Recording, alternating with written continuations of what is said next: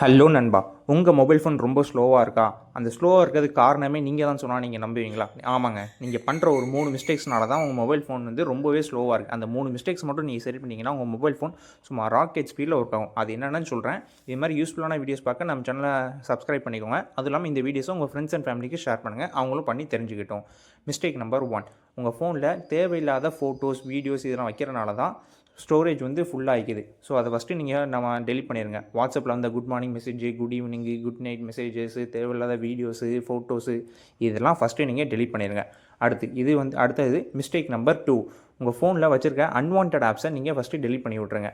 Unwanted apps நீங்கள் தேவையில்லாத ஆப்ஸ்லாம் நீங்கள் இன்னும் வச்சுருப்பீங்க. எப்போயாவது ஒரு நாள் யூஸ் ஆகும் அப்படின்னு நினச்சிட்டு சும்மா ட்ரெயின் டிக்கெட் புக் பண்ணுற ஆப் அது மாதிரிலாம் இப்போ இன்னும் வச்சுட்டு இருப்பீங்க. அதை அப்போ நம்ம இன்ஸ்டால் பண்ணிக்கலாம். இப்போ ஃபஸ்ட்டு நீங்கள் அன்இன்ஸ்டால் பண்ணி விட்ருங்க. அது பிடிச்சிருக்க ஸ்டோரேஜ், கேட்சஸ் எல்லாம் டெலிட் ஆகும்போது உங்கள் ஃபோன் வந்து கொஞ்சம் ஸ்பீடாக ஒர்க் ஆகும்.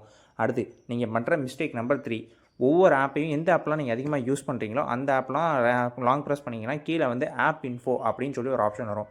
அதை கிளிக் பண்ணிட்டு உள்ளே போயிருங்க. உள்ளே போயிட்டிங்கன்னா இதுமாதிரி ஆப்ஷன் காமிக்கும். அதில் ஸ்டோரேஜ்னு ஒரு ஆப்ஷன் இருக்கும். ஸ்டோரேஜை கிளிக் பண்ணிவிட்டு ரைட் சைட்லேருந்து கிளியர் கேட்சஸ் அப்படின்னு ஆப்ஷன் இருக்கும். அதை கிளிக் பண்ணி கேட்சஸை மட்டும் கிளியர் பண்ணி விடுங்க.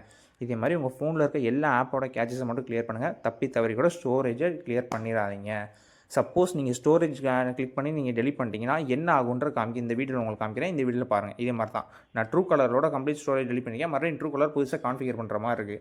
இதே மாதிரி நீங்கள் எந்தெந்த ஆப்லாம் ஃபுல் ஸ்டோரேஜையும் கிளியர் பண்ணிங்கன்னா மொத்தமாக எரேஸ் ஆயிரும். மறுபடியும் நீங்கள் உட்காந்து ஃபுல் அண்ட் ஃபுல் பண்ணுற மாதிரி இருக்கும்.